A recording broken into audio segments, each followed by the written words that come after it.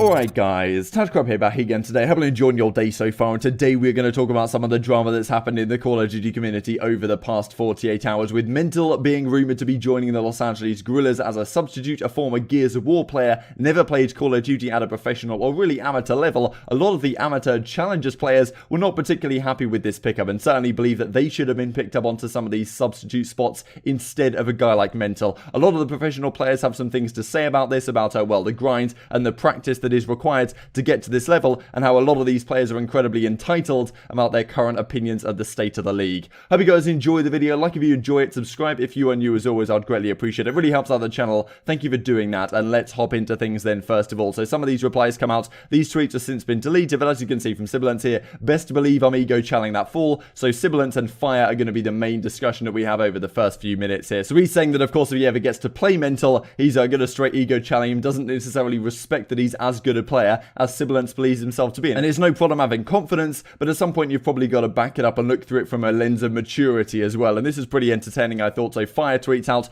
OpTic Maniac was in the league, I don't forget. And then Hector Rodriguez of course comes back. Well, he wasn't there to compete though, he was there for content, right? So he was a substitute on the Florida Mutineers early this season. Ain't nobody who was in the league this year take your spot. People taking up bench spots doesn't mean they're taking up a spot a suitable AM or X-Pro would have taken. If it wasn't for content, the spot would have been empty. So well, Hector comes back to Fire with this, and then Fire immediately comes out with, gotta keep my head down and perfect the craft only option. So pretty funny how that perceivably had an immediate impact. And then we move on to this. So this tweet came out from Matthias. I don't know if this is kind of tongue-in-cheek. I don't really know who this guy is. I don't think a particularly prominent amateur player, but definitely some players are in the replies of this one. So he tweets out that Sibilance and Fire were better than everybody on the Minnesota Rocket last season, everybody on the Toronto Ultra last season. I mean, an event-winning team, let's not forget. Everyone on the Paris Legion, everyone on the London Royal Ravens, everyone on Seattle except Octane, and everyone on Los Angeles Guerrillas last year. And Octane's like, emergency meeting, what is going on here? Jacob then comes back with AM's ego and delusion has reached new heights, and you can see in the replies like Cap versus S&D Kids, and well, Cap versus S&D Kids, we will come back to that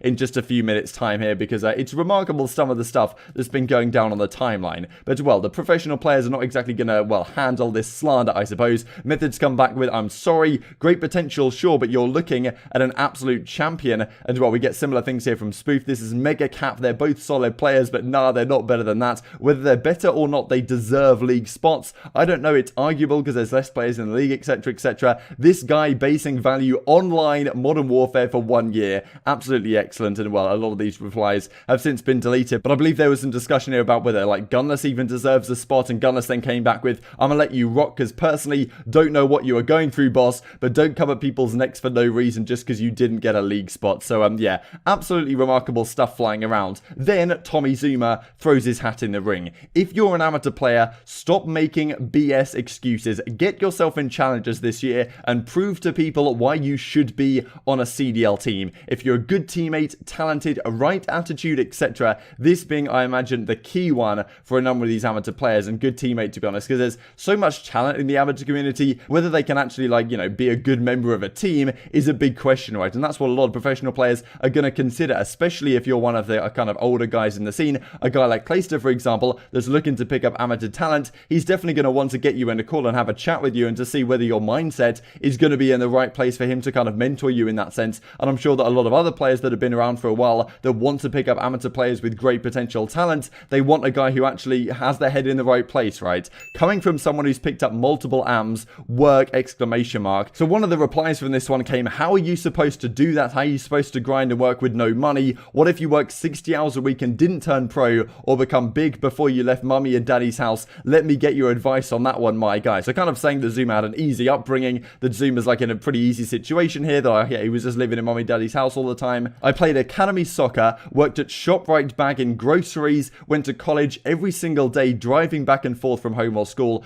just so I could squeeze in online tournaments, would go days without sleeping, drove in a blizzard to my first event just to make a name. I mean, what these guys went through back in the day is absolutely remarkable. And we can see some of the stories here that come out from Clayster. Bro, people just think we became pros overnight. They don't see the countless hours of sacrifice we made in our social and personal lives to get here. They don't see us going to school, working full time and gaming on the side. We grinded for years and years to make it. I mean, Hitcher Ride says same stuff I hear about streamers, like I wasn't living in a $400 a month apartment apartment eating ramen, filming UMG videos with an afro. Clayster says, I was streaming off an external capture card in a bigger leather chair and an Xbox Live camera. My PC and gaming setup wouldn't fit in the desk, so I had to get up and go across the room to talk to chat after every game. Sleeping on hotel floors, eating honey buns for weekends, bubbing rice to local so you could get that shot and walk away with maybe $75 if you're lucky. I slept in a bathtub for a $500 prize pool. And well, the Slasher then says, MattG back in the day slept in a closet at one of my first events. I was brand new to comp gaming and was mind blown. Sometimes there was 8 people in one room just trying to make things happen.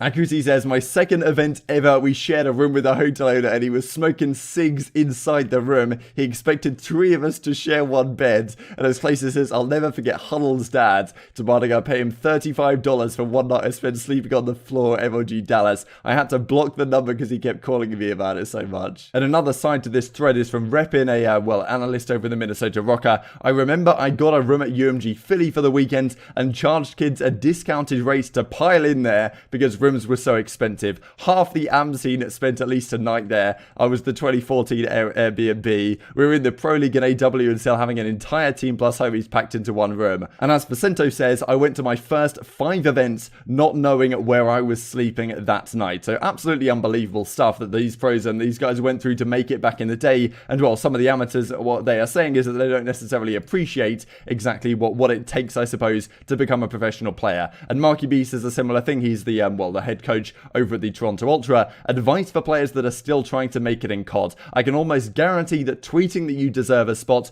will actually never help you to get a spot. Head down, focus up, and keep the horrible takes off the timeline, doing more bad than good. To add context, when I wasn't in the league as a player, I had the exact attitude like this and said I felt I deserved it, but it's a toxic mentality to have that will have absolutely zero benefit to your progression. Sinful says a similar thing, got consumed in this mentality throughout the conclusion of my competitive career. It's wildly toxic and can unwillingly manifest a cap to your potential. The truth in the end is everyone who deserves it is there, and the rest just did better than you at something. Yeah, I'm not even trying to throw shade. Gotta use that energy as confidence, not I should be there, but I will be there. So, well, Octane comes out with this. Still can't believe these tweets are real. We looked at this one on the left and what ZooMaa had to say. This one on the right I thought was highly entertaining as well and definitely worth a look at because, well, here come the replies. Enable says, remember Cap versus S&D kids a few years ago. Pharaoh says, I was one of those kids, no cap. And then this guy David weighs into the thread. So if you guys have been paying attention to Twitter the last couple of days, you've probably seen this guy around. I don't know if this is kind of tongue-in-cheek and he's playing us all for fools, but regardless, some of the stuff he has to say is absolutely hilarious. So what he says is, to be honest, there are some rare S&D kids. You're a bit different to be fair, but 70% of pros are kind of washed up. I dropped like 20 kills on JCap and Co in Black Ops 3, and ever since that I'm like, he should have been retired. Let's not forget, right, JCap won the World Championship in Black Ops 3, pocketing $200,000 each because it was an $800,000 winning prize pool for that Team Envy organization. You're delusional if you think he went as hard against you as you went against him. You probably took Graver Grip and sweated for your life while he was chilling with friends. Then he comes out with the screenshots, baby. $5 wager, beginning of Black Ops 3 release.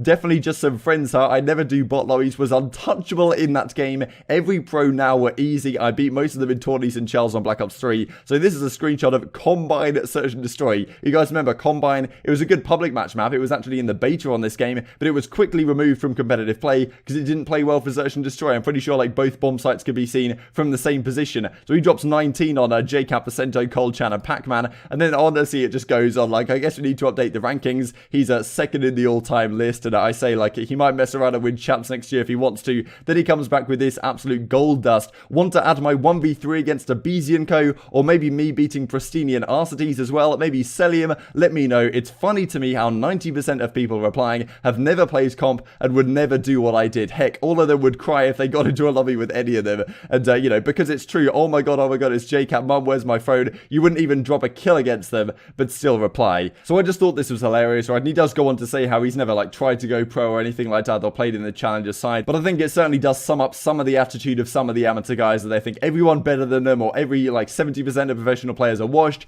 and they would just absolutely smoke them on their day. And, well, it's not necessarily the case. We get this reply as well. So Pristini comes out with this copy pasta and puts this on the timeline. David then says, don't even, bro. The amount of times I beat you in that game, I was in awe that you made it. Your hard work paid off, I guess, to be honest. You made it grinding IW pro points, I believe, so cool on. Of course, Pristini winning a championship on E United in Infinite Warfare and going on 2 years later to win the World Championship in Black Ops 4. But, you know, I think the trio was you, Alec, and Gunless, right, was always fun games. Post this screenshot up of him dropping 10 kills on the boys right here. So, yeah, I mean, this guy, David, like, he's absolutely untouchable. This is really cute, bro. Keep it going. The people love it. No, don't get me wrong. You grinded and made it, but I never wanted to become a pro. All I did was bull most of the time it happened, but I can hang a lot with these pros, and I think we should just about leave it there for today. Hope you guys enjoyed the video. Like if you did, subscribe if you're new as always. Thank you for going to get this far. Hopefully it was an entertaining one. And what do you think about the attitude of some of these amateur players? Certainly a lot of these guys are very talented, but do they have the right attitude to get picked up by a professional team?